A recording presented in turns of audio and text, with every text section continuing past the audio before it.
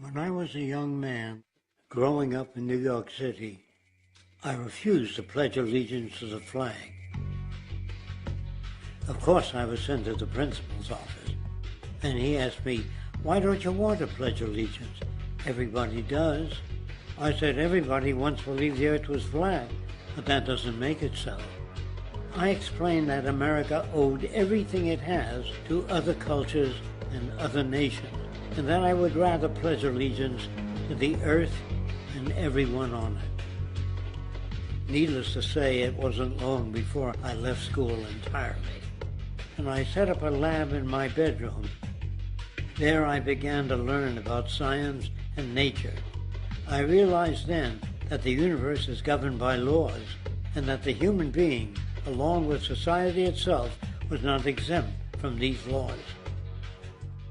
Then came the crash of 1929, which began what we now call the Great Depression. I found it difficult to understand why millions were out of work, homeless, starving, while all the factories were sitting there. The resources were unchanged. It was then that I realized that the rules of the economic game were inherently invalid. Shortly after came World War II, where various nations took turns systematically destroying each other. I later calculated that all the destruction and wasted resources spent on that war could have easily provided for every human need on the planet. Since that time, I have watched humanity set the stage for its own extinction.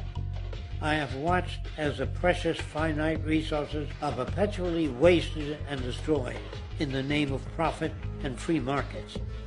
I have watched the social values of society be reduced into a base artificiality of materialism and mindless consumption. And I have watched as the monetary powers control the political structure of supposedly free societies.